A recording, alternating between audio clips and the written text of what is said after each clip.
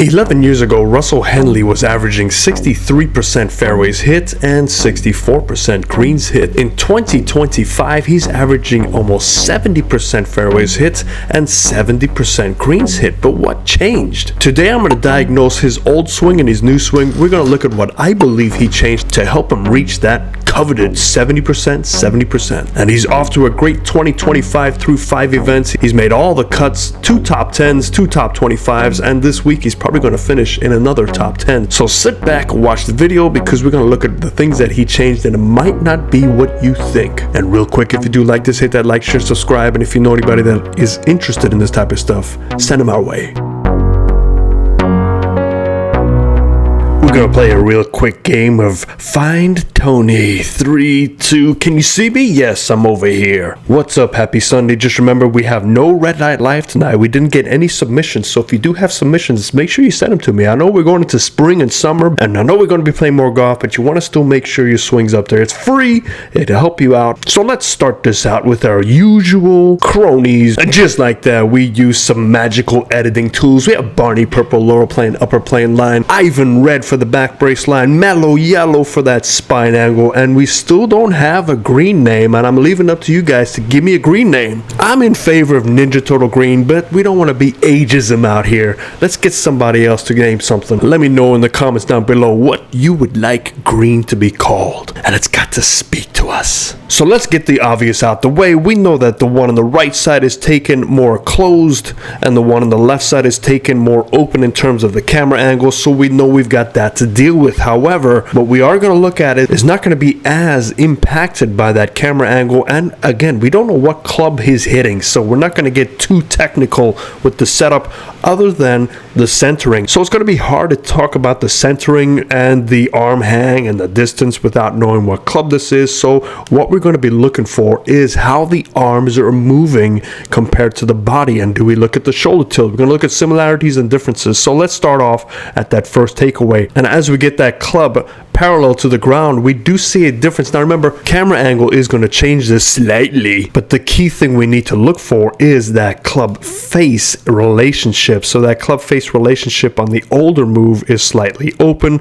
This club face relationship on the newer move is also slightly open. Maybe the one on the left side is a little bit more open than the newer one, but the key thing I'm looking at is the shoulder tilting. Now, we do see some more initial shoulder tilting on the right side, which is the newer swing, versus the left side. And again, we don't know what club this is, but we can tell that the shoulder tilt is staying more perpendicular to that spine angle, which is key because that changes your depth, it changes your width, and it also keeps you slightly more connected. And yes, we have a camera angle difference, but we can see that the one on the right side is much tighter, the one on the left side is a little wider. Even if the camera angles were met up correctly and we had the exact same camera angle, you would still see the one on the left side be slightly more separated. So that's key number 1, and if you can get that circle to be nice and narrow, your percentages will jump up because you're staying more connected in that first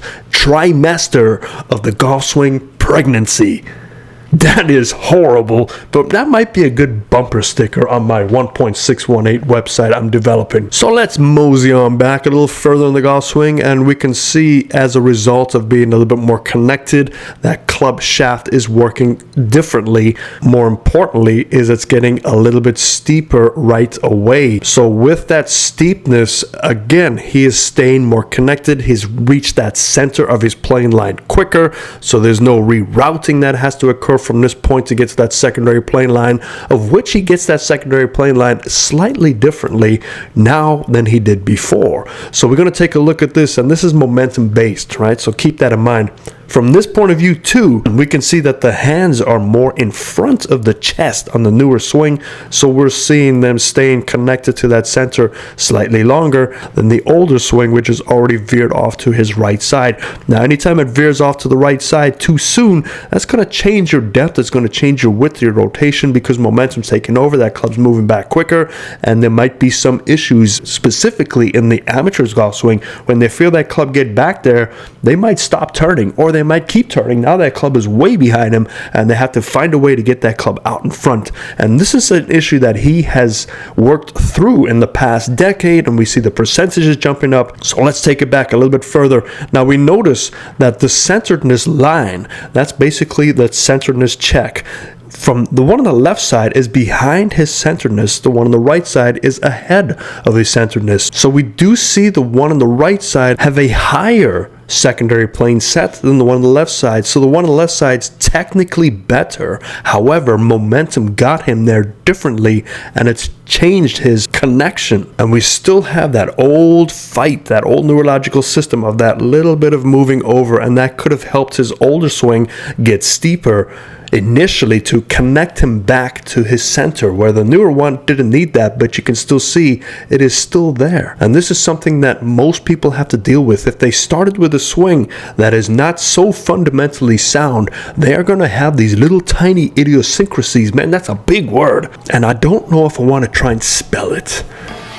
You know, IDIOC, idiosyn, idiosyn, NC, idiosyncrasies.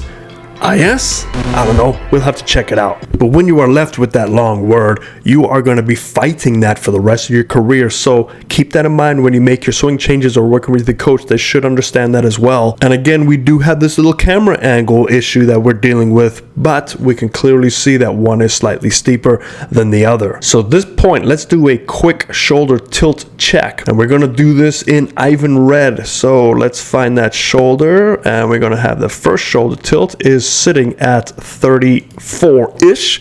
The second shoulder tilt is sitting at 40. So we do see a slight increase. Now remember, it could be a club issue. He could be swinging a shorter club on the right side, which will promote more tilt because he's standing closer and his forebend gets more over at setup. But just for argument's sakes, we can kind of see how these two are working together. So we had more initial shoulder tilt on the new swing to help him stay connected with that smaller circle, and we see more shoulder tilt at the top as a result. And when you have more shoulder tilt, your arms typically raise higher because you're connected sooner. They don't fall below, which we see a higher secondary plane on the right side. So it all kind of makes sense at this point. Now let's take a look on the way down. As we come on down, we see the one on the left side is in his plane immediately, where the one on the right side is slightly steeper. Now again, this could be a club issue, but let's just keep going on. As we come on down into impact, we can see that the one on the left side has met his plane already, where the one on the right side is still sitting at that secondary plane line. So things are moving a little straighter. Now when you have something that's slightly steeper versus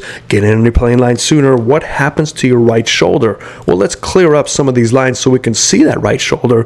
And if we zoom in on the left side, you can see that right shoulder is getting a little bit too close to that right side of the body, where the one on the right side does have some clearance because it's above that initial plane, and the body is moving more around. So the good thing is, if you can have a slightly steeper motion, odds are your body's going to get out of the way a little bit better and create room than connecting with that right body. Now you have to rely on excessive rotation to help you. If you don't have that rotation, you have one thing to help you save that swing, is to get your arms to release and start to flip through. So as we come on down into impact, we can see as he strikes both golf balls, we can see the spacing. Now, camera angle could play a slight difference here, but if you look at the right side, look at the spacing you can see versus that left side, things are working more in to out as opposed to out to in. And when you work out to in, it's easier to get your body out the way, which now your hands can remain more connected. So I think the connection is the key for this swing, specifically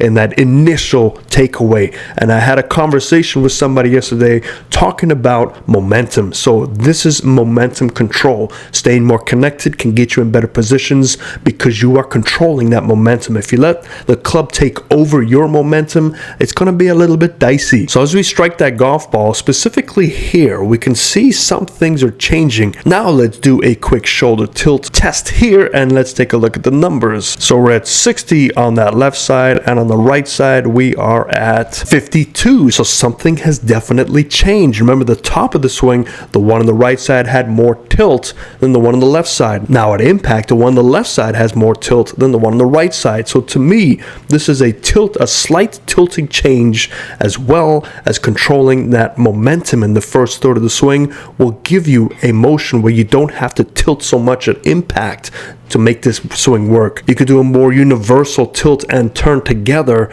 to allow your hand path to move more effectively from steeper. And this is why I'm a huge fan of slightly steeper swings for the amateurs specifically, because you don't have the rotation needed for a flatter swing. And I'm not going to say that word I don't like to hear often.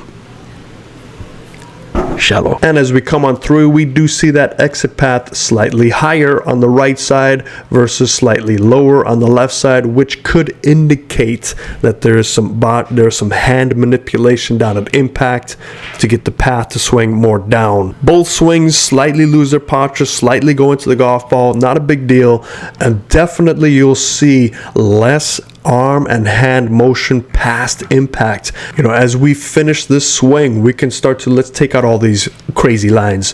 Let's just look at the differences here. We see a little bit more rotation on the right side versus the left side. We see the arms releasing higher on the right side than the left side. So things are working more this way as opposed to this way. So in other words, this is a small change, and even the best in the world are always trying to change this swing, and for them it is a game of millimeters and millimeters, and eventually those turn to inches and inches, and that's where they get their gains from. For you amateurs at home, it is not that easy to talk about millimeters because some of you might be off by multiple inches. So there's only one way to truly know your cause and effect and work with your body limitations, is to go and see a coach next to you, specifically PGA, because they can help you, and most of these problems for you can be caused by your setup, which is your ball position, grip, alignment, posture.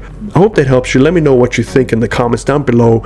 Did this make sense to you? Can you see a little bit of yourself in the swing? And if you do, you got to go in the Q school. Hope that helps you. I'll see you next time. Fairways and Greens.